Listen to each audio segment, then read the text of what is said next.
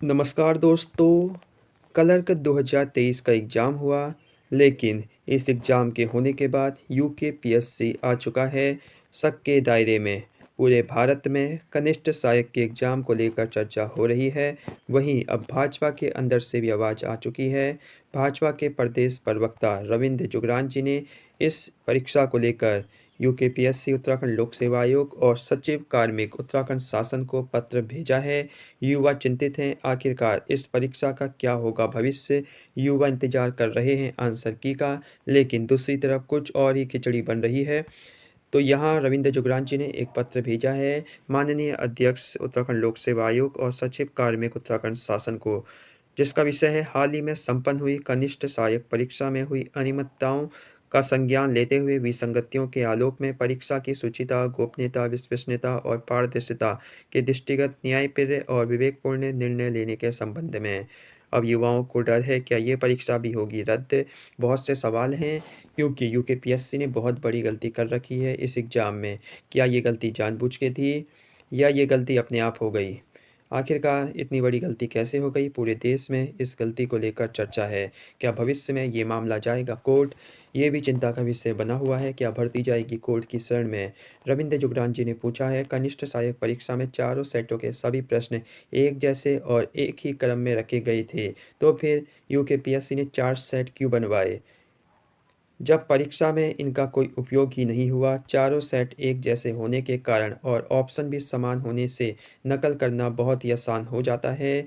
जब इन 4 सेटों का कोई उपयोग ही नहीं था, तो क्यों बनवाए यूकेपीएससी ने 4 सेट? पूछता है उत्तराखंड। रविंद्र जुगरान जी लिखते हैं, ऐसा प्रतीत होता है कि परीक्षा कराने की जल्दबाजी के कारण जिस प्रिंटिंग प्रेस में प्रश्न पत्र छपे हैं, वो जल्दबाजी में चारों सेटों की प्रश्नों के क्रम को पृथक पृथक न करते हुए एक जैसा ही छाप दिया। ऐसे कयास लगाए जा रहे हैं, लेकिन कहानी का किसी को क्या पता, आखिरकार पिक्चर के पीछे कौन सी कहानी लिखी गई है। तो यहाँ रविंद्र जुगरान जी डिमांड करते हैं,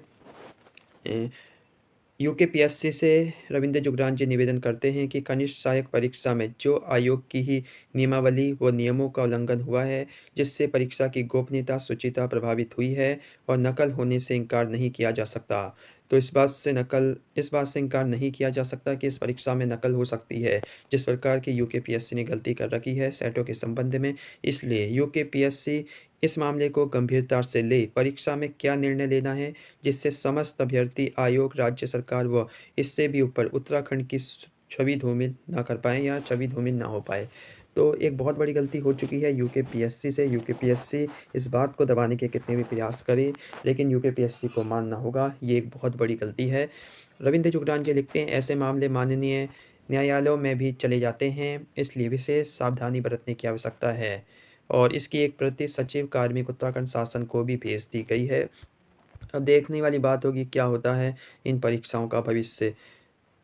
वहीं दूसरी ओर हाल ही में मार्च 2023 में कनिष्ठ सहायक परीक्षा में एक ही सेट से परीक्षा करवाने से संशय होता है कि कनिष्ठ सहायक परीक्षा की शुचिता और गोपनीयता प्रभावित हुई होगी। इससे नकल होने से भी इनकार नहीं किया जा सकता।